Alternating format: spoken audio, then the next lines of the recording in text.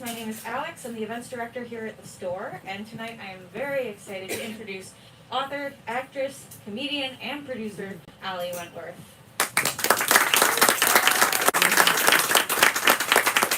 First, I'd like to say thank you so much to everybody for being here tonight, for filling the room, and joining our community, both by your presence and by your purchases of books, which help us put on events like this. We appreciate it so much, and once again, by supporting an independent bookstore, that store becomes your independent bookstore.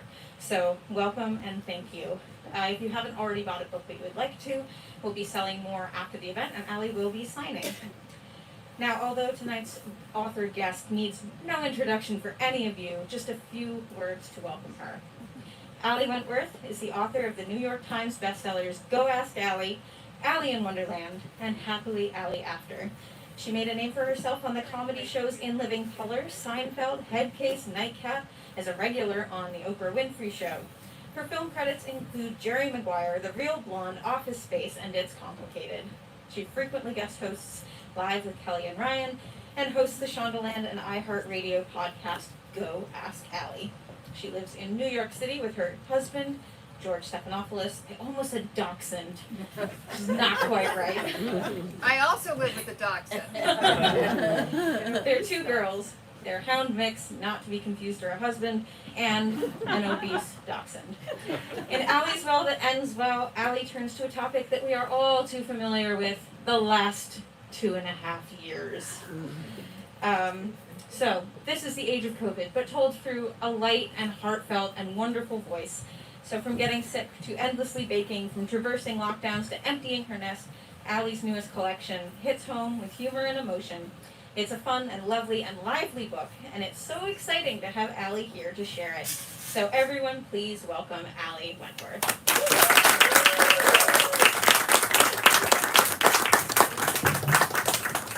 For those of you in the back, you can fill in there too. There's some empty seats.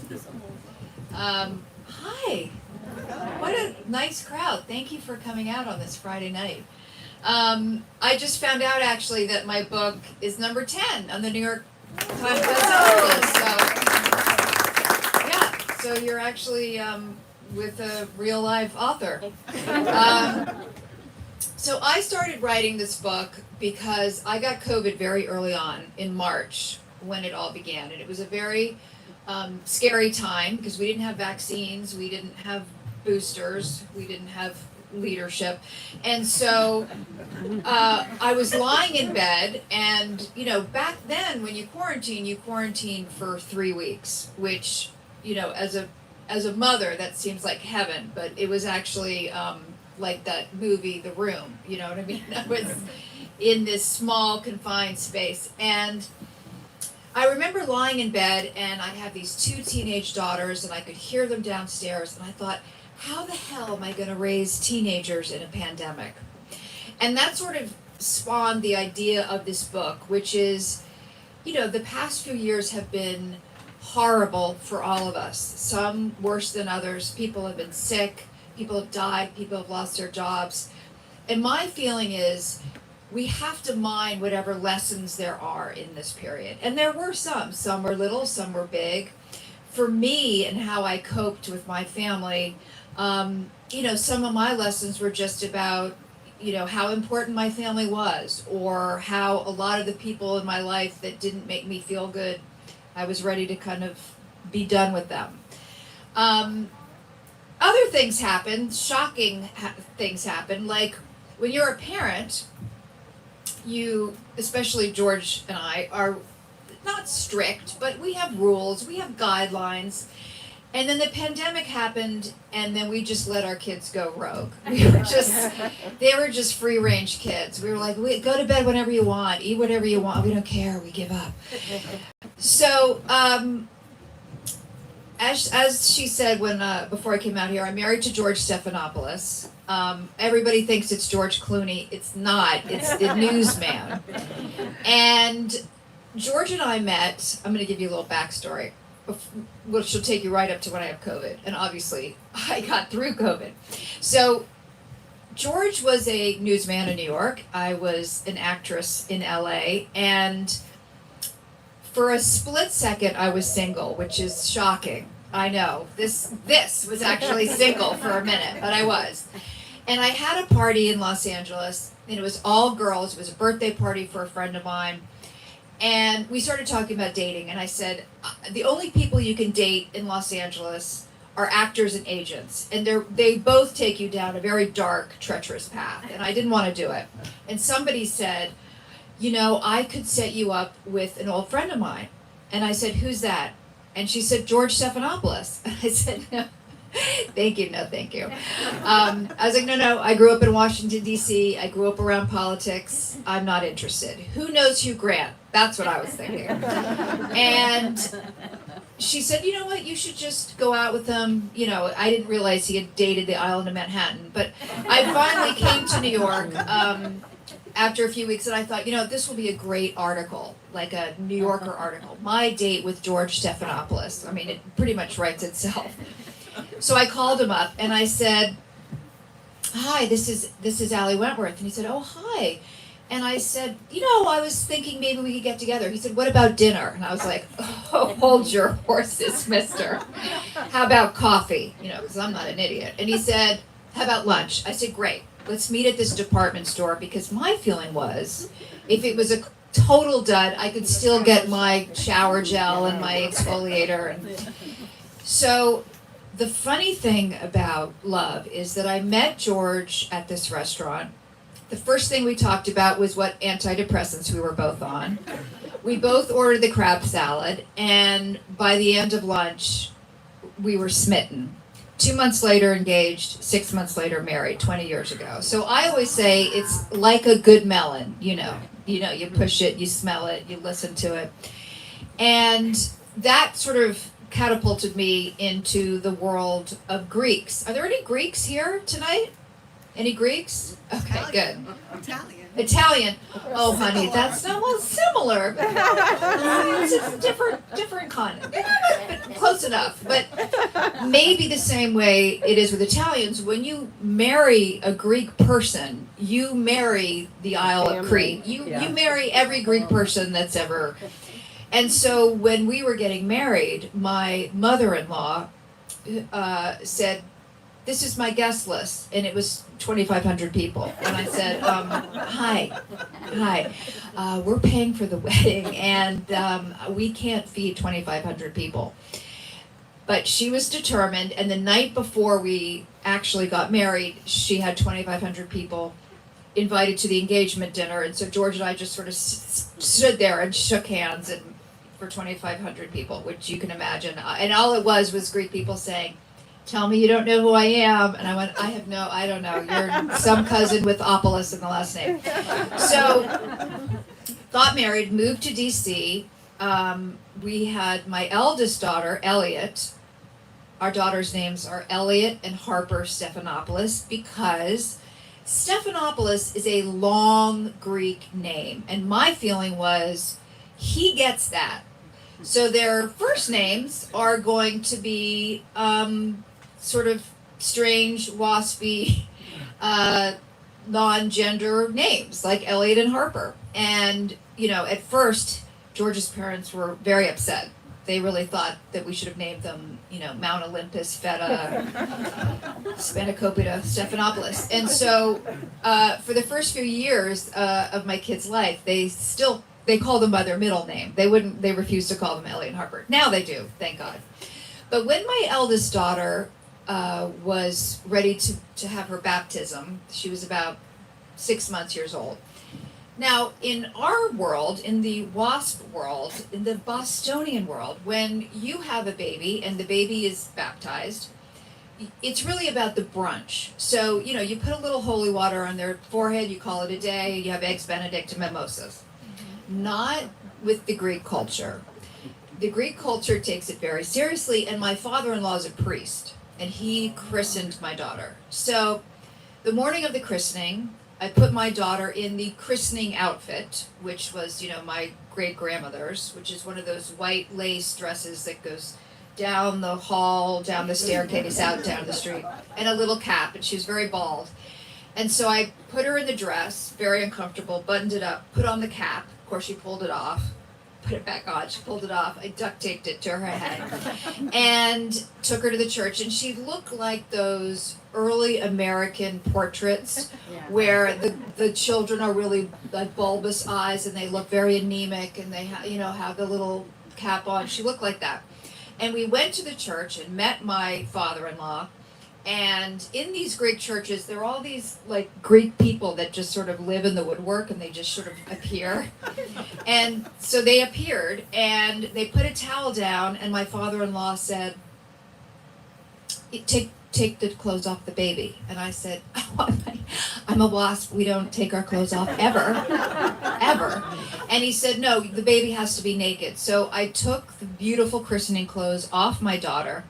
We're now in this big church. It's cold. Here's my naked baby. And so my father-in-law starts oiling her with holy oil all over her body.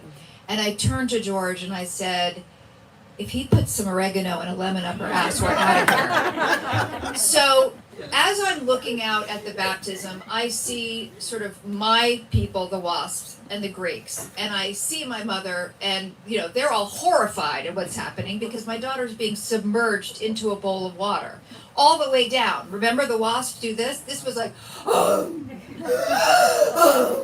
like 4 times. And over here, I see my mother going like, look away, look away. And I said it was like 2 different people watching 2 different movies. The Greeks were watching It's a Wonderful Life, and the wasps were watching the Texas Chainsaw Massacre. So that sort of gives you a brief idea of my marriage. Very different, and yet, for all the right reasons, very close. So when COVID happened, and I was sick up in my bedroom, my husband, George, was a rock star, but he suddenly had to take care of 2 teenage girls. There's a lot of things George doesn't know about teenage girls, especially in lockdown for 2 years. I mean, they're teenagers. They're supposed to be out socializing and robbing liquor stores and having babies and all the things teenage girls are supposed to do. So he had to take care of the kids. We had 2 dogs he had to take care of. And he was doing Good Morning America from our dining room, which meant we have very yappy dogs. I have an obese dachshund named Daisy who has stained every carpet from here to Kansas City. And she yaps. Even when the phone rings in a movie we're watching, she barks. So George just held a bunch of treats and threw them out to the dogs during breaking news COVID numbers so that they wouldn't bark during the thing. So he was incredible. One of the things that I experienced during COVID was a very high fever. And during my fever, I became a little delirious. And during my delirium, I watched television. I couldn't tell you what day of the week it was, what time it was. And I started watching the TV show Mad Men, about an ad agency in the 1950s, 1960s, starring John Hamm. And, the new streaming world is once an episode stops, the next one starts. So I think for about 8 days straight without any sleep, I watched all seasons of Mad Men to the point where I thought, and I think I was in a semi-dream state, that I was actually married to Don Draper. And so every time my sweet husband would come in with soup and bread, I would start screaming at him and saying, I know you're screwing your secretary. And of course, George was like, oh, this is my crazy wife. But you add a fever to it. And to the point where, and I don't even remember this, George told me that at the peak of it, in the show, this guy had slept with every secretary and everything, that George came in with my sandwich and a chicken breast, and I screamed at him and said, I want a divorce, and I'm taking my percentage of the Draper Cooper Price Agency.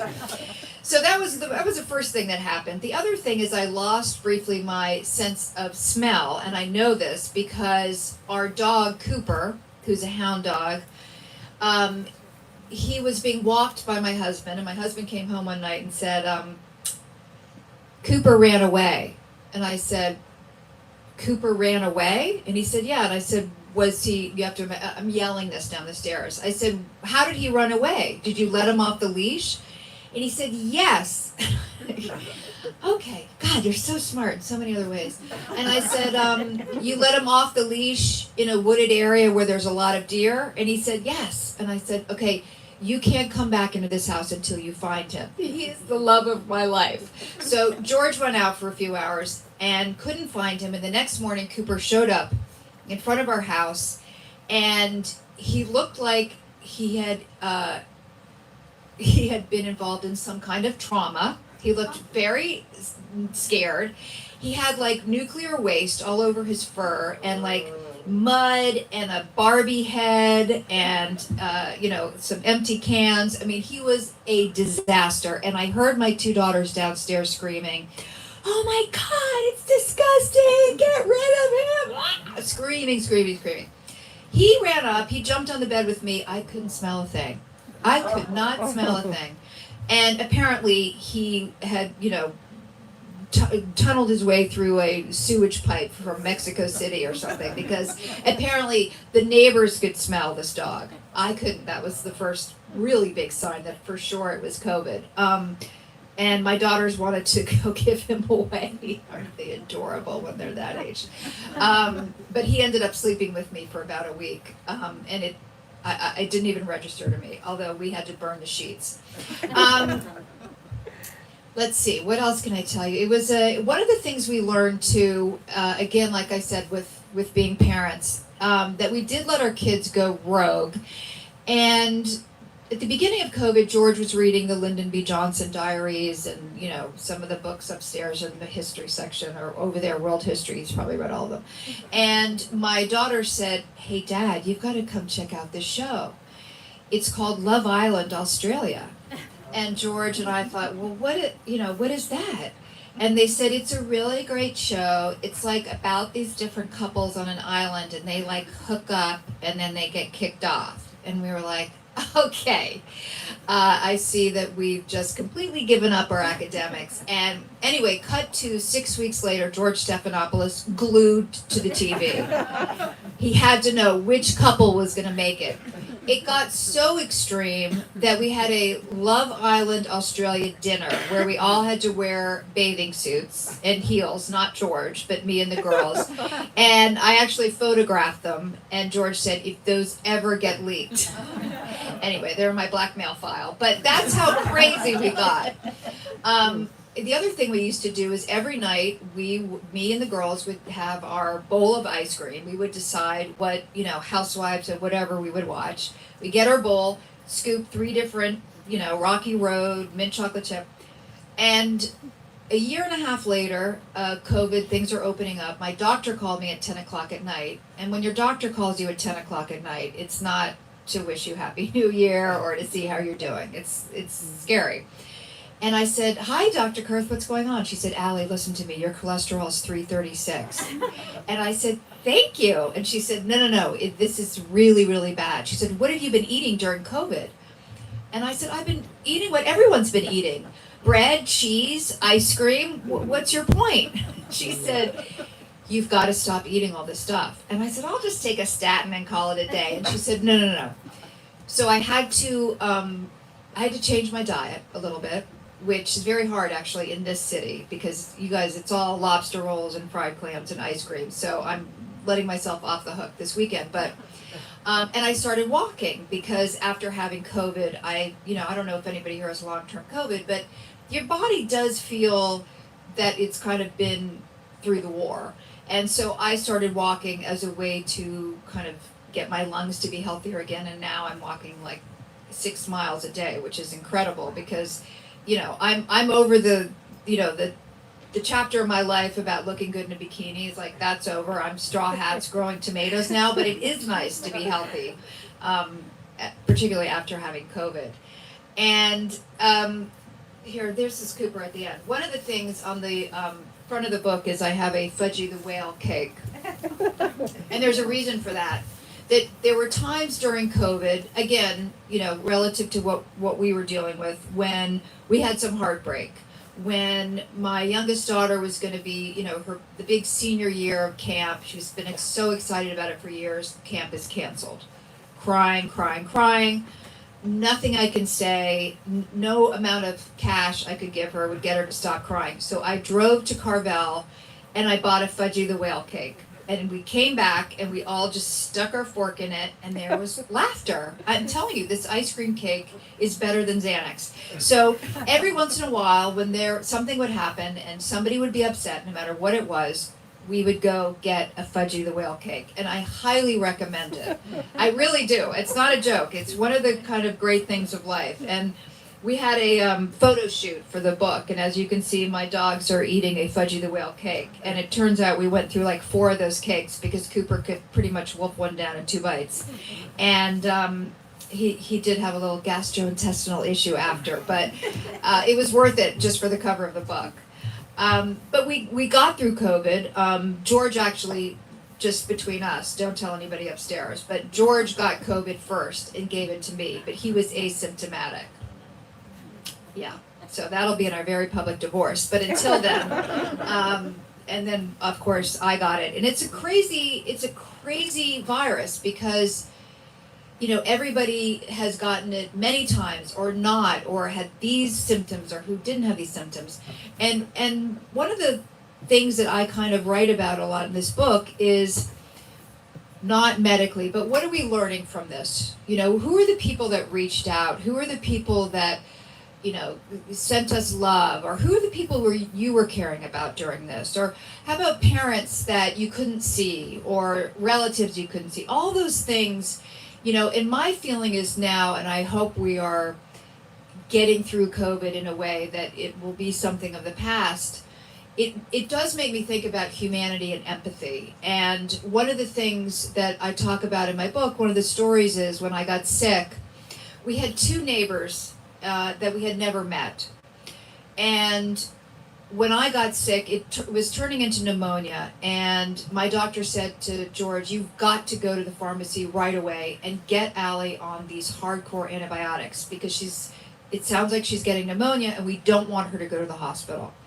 And so George wore his gloves and his mask and he went to the local pharmacy, and there was a woman there who decided to call the tabloids and say, you know, George's wife is sick, and yet here he is at this pharmacy. And it got picked up by the papers, and it was very confusing to us why she would choose to spend her energy that way. The other neighbors who found out we were sick wrote this beautiful note and left it in our mailbox, just saying, you know, we hear your wife is sick. If there's anything you need, we can drop food off.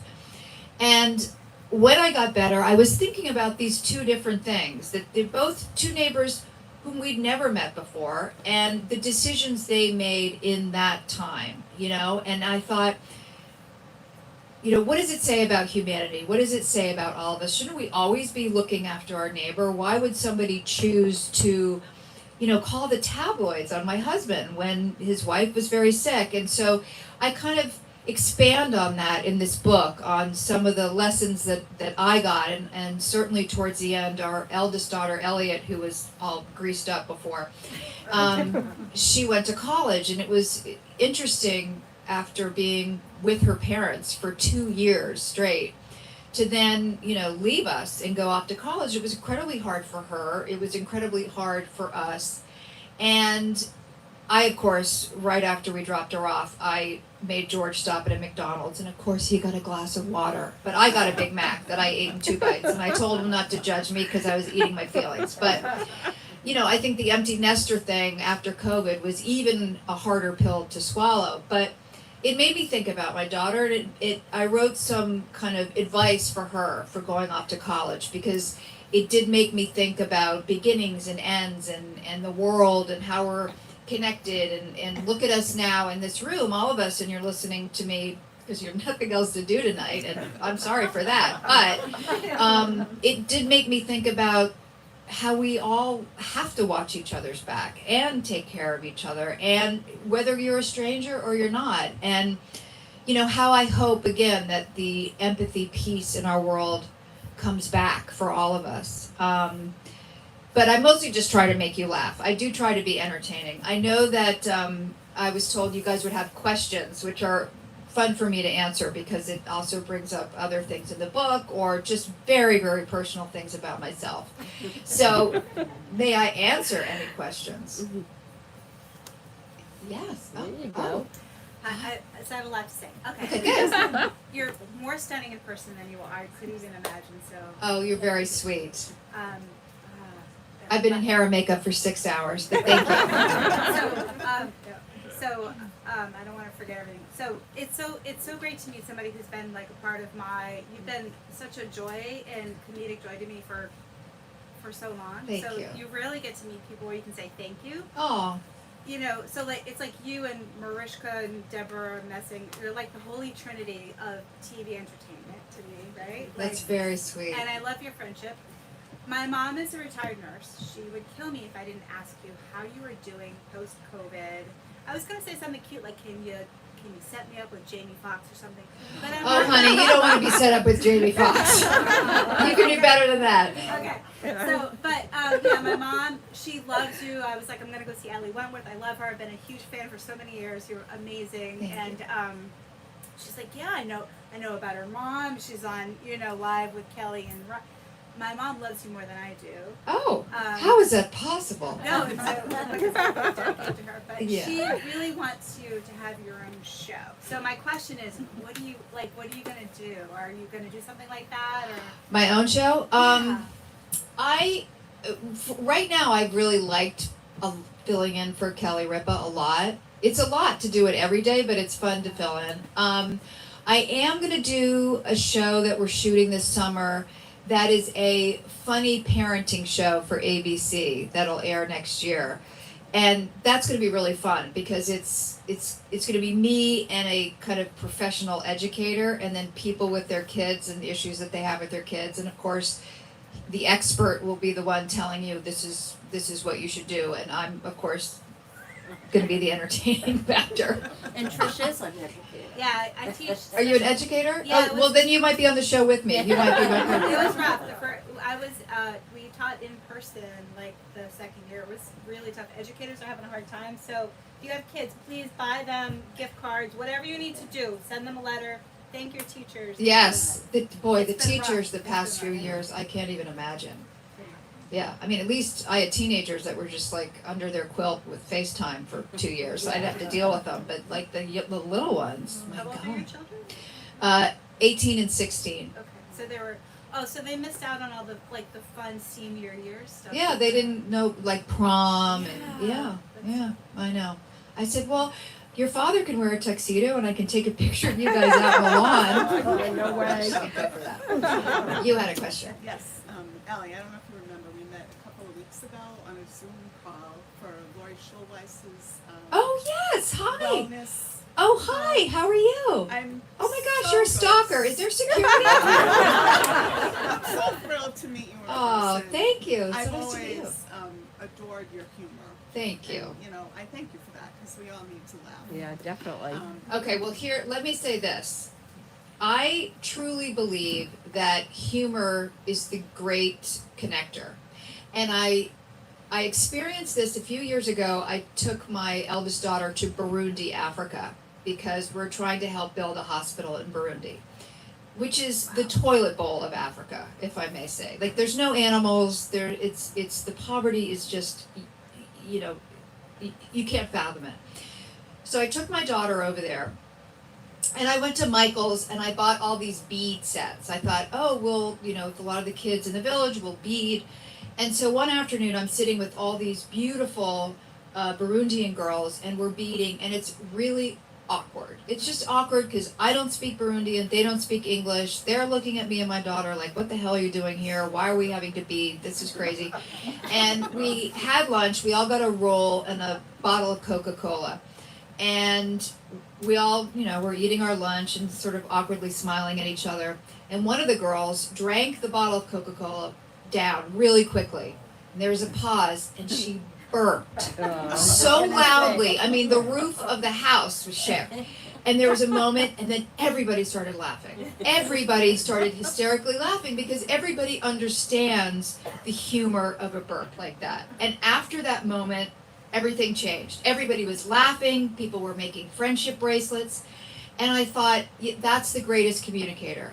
And I think now more than ever, humor is such a vital need because I think we've been through a very, very, very tough time. And I I say to my friends, like, try not to watch the news before you go to bed. You know, watch Benny Hill or Seinfeld or, you know, because there have been scientific studies. There is data that humor actually helps your blood pressure. It helps depression. I mean, scientists have always studied like the bad ones, like anxiety and depression, you know, but the happiness and humor, they don't study that much because they don't feel it needs to be studied because it doesn't need to be stopped. But there are so many health benefits to humor. So besides buying my book, go get like 100 dirty jokes upstairs or something because, you know, and make people laugh. It's so important. I didn't really know this when I was a young comedian, you know, when I was working, especially in sketch comedy, how important it was, but I just see it now more than ever, especially when we're so polarized as a society. We have different political beliefs, we have different religious beliefs, but humor, you know, 9 times out of 10, humor is something that we can all understand and have a real kind of general communal reaction to. So, I'm sorry, did I cut you off? You did, but that's okay. Okay, that's all right. I know, that's what I said. Ask me a question, you'll be here till breakfast. Okay, I'm pleased to hear that. And Yeah. thank you for using your gift in that way. Oh, Yeah. it's the only, I don't have any other gifts. This is all I can do. It's a blessing to all of us. Thank you.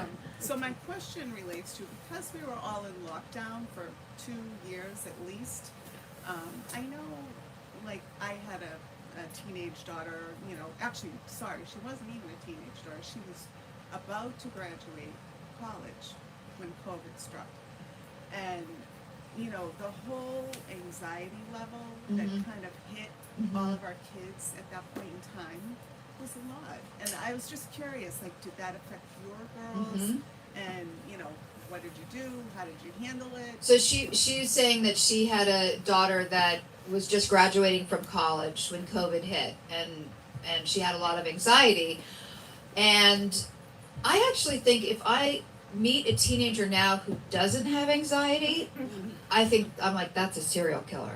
Because everybody has anxiety now, and I think there's an undercurrent of anxiety, especially for the younger generations, that we haven't even tapped into yet. Both my girls are very anxious. We're very anxious coming out of COVID to socialize again. I mean, even we are, don't you? Yes. Like, I don't want any of you to get near me. No, but I find now, like, oh God, do I really want to go to that wedding? Do I really want to go to that party? Do I want to go to that dinner? I don't know how to interact with people. I mean, I don't know how people are dating right now. I Yeah, mean, really. that's really hard because, I mean, there's the mask thing, you know, God forbid you take your mask off and they go, but, you know, it's like we all have to relearn how to sort of How to live again. Yeah. And I think there is quite a toll on our younger generations. And I actually work a lot with the Child Mind Institute in New York, and we talk about anxiety with our kids. And, you know, I think it's really important to talk to them about it, because here's the thing. Imagine being an adolescent at any time, you know, whatever time that was for you.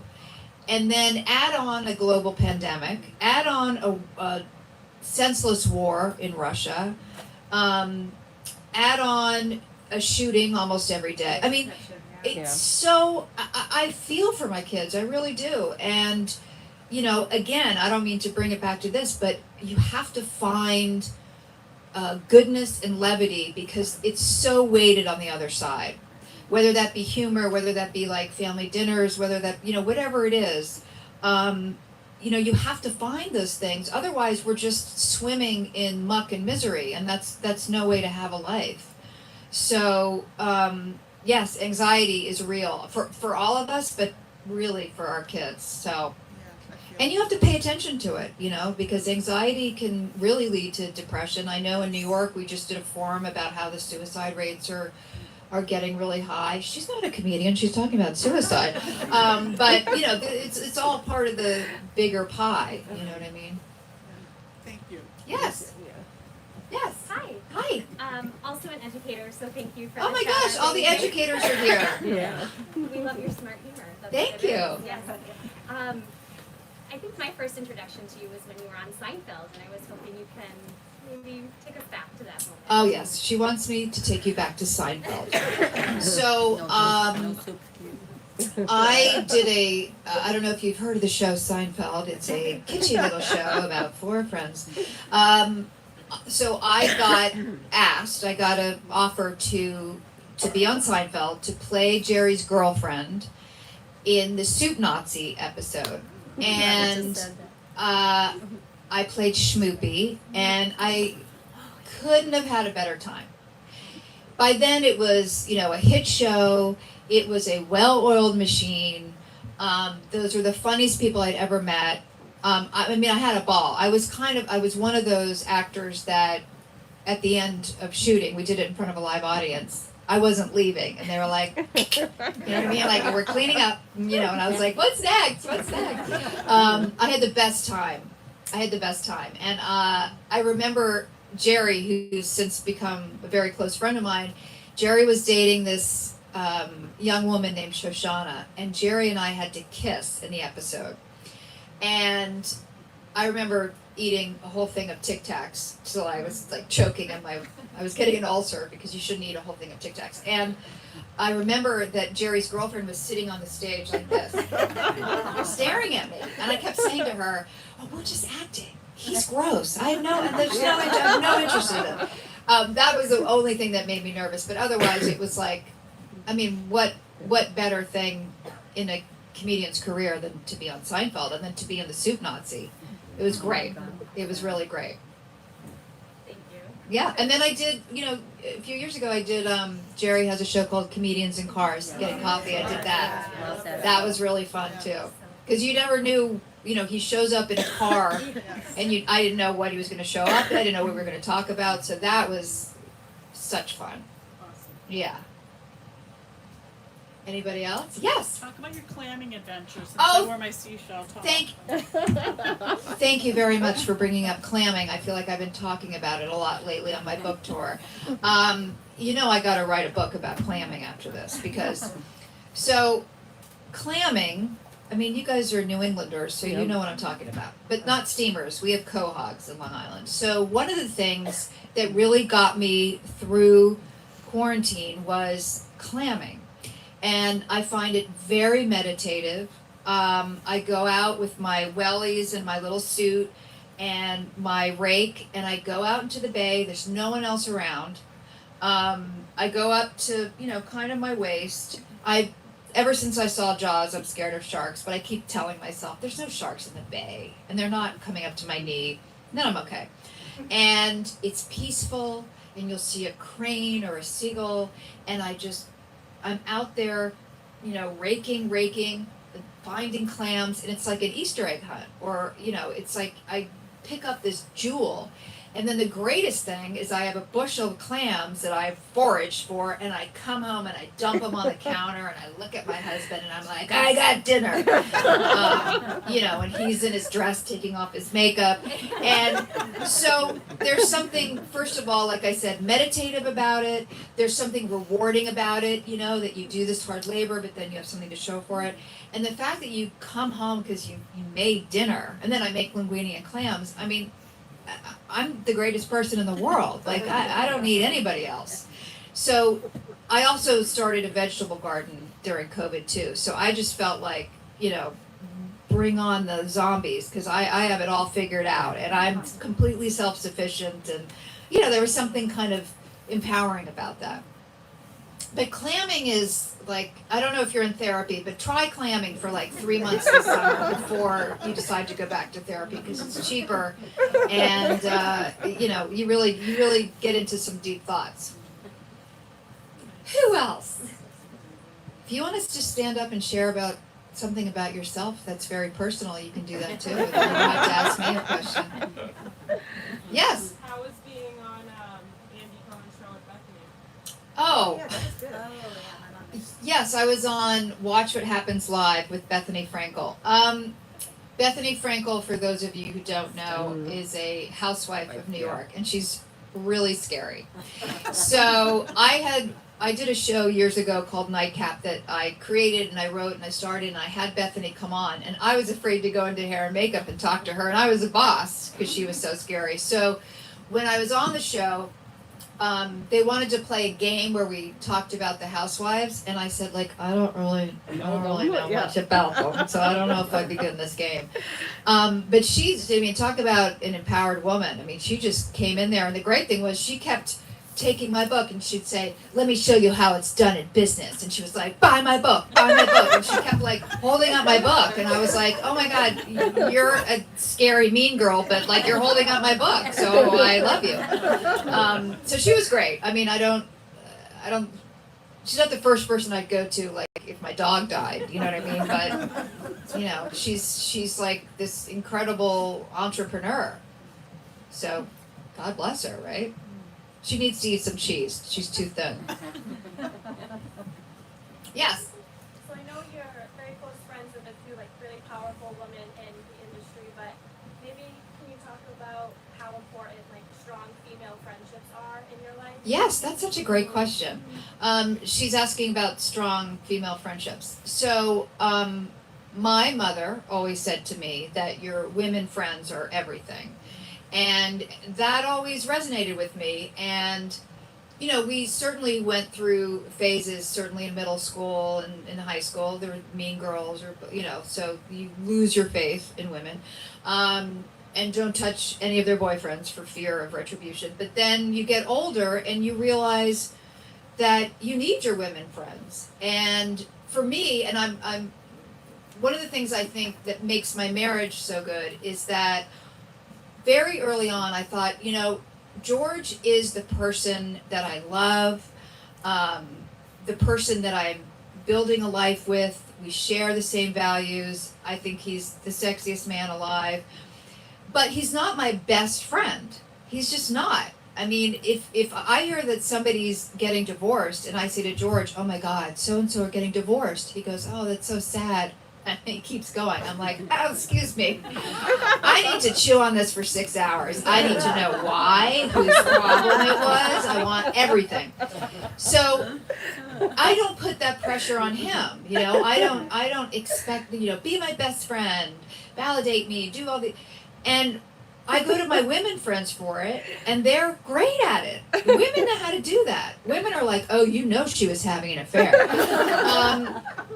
And that's what I think was such a great relief for George, but also it works really well that way. You know what I mean? And sometimes I'll say to my husband, you know, because I have this group of women friends, I'll say to him like, well, who do you go to? You have to go to somebody to talk about me.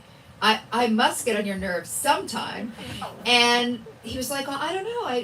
I don't really talk about you with anybody. And I said, so if you came home one day and found me in bed with another man, who would you call? And he goes, well, I'd call one of your friends and say, what the hell's going on? I was like, I forget it. But I cry with my friends. I laugh with my friends. One of my friends you mentioned, Mariska Hargitay, you know, we have to FaceTime every morning and just check in. What are you doing? What's going on? And it's a great kind of safety net. It's just a great thing to have in your life. And I have to tell you a story that I've never told before, but recently Deborah Messing had she started a play on Broadway called 16 Birthday Candles or something. And we all went to support, because that's the other great thing about female friendships. They always support you, no matter what. They show up. I've gone to so many weddings of their cousins that I didn't even know, and they were just like, you dance and you sweat till 3 a.m. and make this wedding look fun. I'm like, I'm in it. All right, let's go. And we went to go see Deborah in this play, and right when the play ended, there was this loud bang, like a really loud, thunderous sound. And everybody in the audience kind of froze and started running out of the theater. Like, just, you know, it sounded like a bomb. And we all started running out. And as we were running into the lobby, somebody said, shooter, there's a shooter. And we all, now I'm with my whole group of girlfriends, we all go running back, and the people that worked in the theater kept saying to us, go to the basement, go to the basement. And suddenly, Mariska turned into the character she plays on Law and Order SVU in such an amazing way. And Mariska goes, don't go to the basement. We'll be trapped like rats. You guys go over there. You guys over there. Women, everybody take off your heels. And I'm like, how did you know that? She's like, you can run faster and you don't want to step on anybody with heels. And she suddenly commanded everything. Meanwhile, our other friends, are crying and calling their husband. It was really terrifying. Yeah. And to see my friend take care of everybody in such a empowering, cool way. And she went out to the front to find out what was going on. She heard it was a manhole explosion. She came back and, calmed everybody down. There were these teenage girls hysterically crying. Mariska and I took their hands. Like, all of a sudden, and again, this is what I said at the beginning about, humanity, that suddenly everybody collectively sort of took care of each other. And, there were a couple people in wheelchairs we were helping. There were people crying. My friend Isabel was, telling her son, no matter what college he gets into, she'll always love him. So everybody had their different reaction, but to me, it was amazing to see my friend get up and sort of put her life on the line and take care of all of us. And so I feel like that's what we do for each other metaphorically. And we've seen each other in the most raw states. I mean, raw, just... I remember even when we all piled into a car, and one of our friends, Nancy, we couldn't find. Everybody had been running through Times Square, and we found Nancy on another street, and she had been literally trampled, had bruises, and we pulled her into the car, and we all just started crying, but like a guttural, primal, full of fear cry. And to have your girlfriends all there, we all hugged each other, we called each other all night, making sure everybody was okay. 2 days later, there was this horrible shooting on the subway in New York. We instantly FaceTimed each other, you okay? Because it did have after effects. And, but in the same way, if it's my birthday, Mariska will have a birthday cake that looks like a shell or a clam, which is disgusting, but it's delicious. And we celebrate, we hold, we kind of take care of all the emotions. And so I truly believe that female friendships are, for women, the core of our strength. And I'm running for U.S. Senate. What else? Anybody else? Yes. How are you and George discussing politics? I mean, I know that I'm sure you're on the same side, but Yeah. Do you I'm not sexy enough that he would have married a Republican. Yeah. She's asking me about talking about politics with George. To tell you the truth, I don't actually talk to him a lot about politics. I talk about things that scare me. I'll say, what does this mean? I watch his Sunday show. That's where, a lot of times I might not know what's going on. And so he'll say, well, what about the Pennsylvania Senate race? And I go, can you believe that? And then I wait to sort of kind of get a response from him about what's happening. But, during the Trump years, it was hard only because no matter what your political views are, George was running to the bureau every 5 seconds. There was always news, just constant news all the time. Yeah. I would be like, okay, dinner's ready. Oh my God, Melania has COVID. I gotta go. So there was just an influx of news that was, I felt like he didn't sleep for 4 years. And by the way, when he used to work in the White House, he didn't sleep for those 4 years. So he's just, George Stephanopoulos has never slept. But we don't, I think it's like that's his job. And so when he's home, he really wants to laugh with the girl. He doesn't want to talk about work. He's not allowed to, when he reads my books, I let him read the galley, meaning right before it's published. Because the first book I wrote, George read it, and he goes, what would be really funny? And I went, okay. I don't say to you, it would be a really good question for Putin, so let's everybody just stay in their lanes. So, he doesn't tell jokes, and I don't really bring up politics a lot, unless it's, something I'm scared about. But, yeah. He's best friends with James Carville and Mary Matlin, which I've never understood. I've been around them and I'm like, what is it? What's happening here? But yeah, that's a nut I haven't cracked. She must be a good cook. Anybody else? Want me to sign some books? Yes. Okay, let's sign some books. Can you share something fun about George that maybe would surprise people? Fun about George that would surprise people. Well, first of all, he's got the greatest sense of humor in that everything I say he laughs, and that it makes a perfect marriage. He doesn't try to be funny. But I could say like water. He's like, which is great. I have the greatest audience in the world. He, like I said, especially during COVID, he was such a rock star. He's an amazing cook. I don't want to build him up too much because I don't need you girls going after him. Yeah. I have a question. So you have a great sense of humor. He has a so-so sense of humor. He has a great sense of humor in that he loves humor. He appreciates it from me, or from a lot of people. But you're not going to see George do like a 10-minute set at the Giggle Hut anytime soon. But he's the greatest audience person, and a lot of our friends are comedians, and it's great because George just cries laughing when we go to dinner. You know what I mean? Like, you couldn't pay somebody to laugh as hard as he does. He has to have a good sense of humor if he survives politics every day. Yeah, really. Yeah, No kidding. he does. He does. But again, like what I was saying about humor, he survives politics every day by coming home and having, one of our daughters, make a fart joke, and then he's hysterical. It's like that's his release too. Yeah. I mean, some of the movies he likes would be embarrassing to tell you, but he does like an 8th grader's sense of humor. Yes. On Good Morning America, he seems to be like sometimes when they do funny things, he's kind of stiff, but they will like loosen up a little. They kind of don't push it. Is this streaming? Okay. That's his job. You know what I mean? Like, he is the anchor. He's the anchor of the show. He doesn't pretend to be something he's not. And when you see him laugh on the show, he's genuinely laughing because he thinks it's funny. He can't fake it at all. I mean, this is a man that's never told a lie. Seriously, never told a lie, which was a very hard habit for me to break when I married him.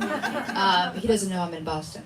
No, I'm kidding. But I think that, we look to him when things happen. He's sort of the gravitas of that group. And so, when a Malaysian airline goes down or something terrible happens in our country, he's the serious one who knows. And he's going to tell us, as opposed to, some of the other people, like, Ginger Z will tell you it's going to be 101 degrees in Houston.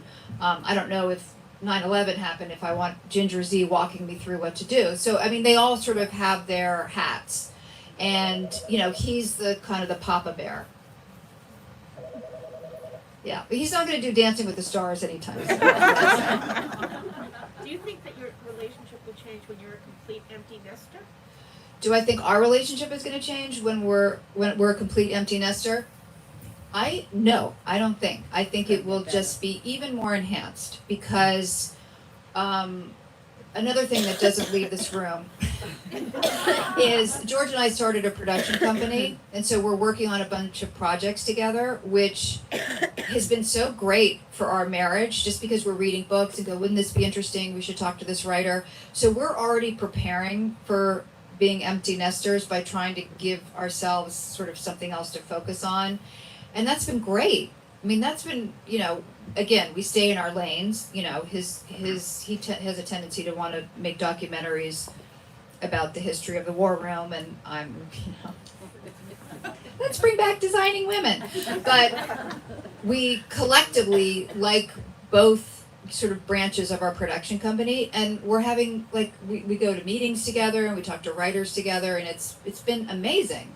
I mean, you have to remember that 25 years ago, he was in the White House working for Hillary Clinton, and I was playing Hillary Clinton on In Living Color. You know what I mean? He was defending Clinton, and I was playing Paula Jones on The Tonight Show. So we were really far apart. So the fact that we're together now with kind of our tools and things that we love, and we're able to combine them, is a great thing for our marriage, and it's a great thing for, like, the back nine of our life. Back 18. What? The back 18. The back 18. Well, You're more confident than I am. All right, so let me sign some stuff for you. It doesn't even have to be my book. I'll sign anyone's book.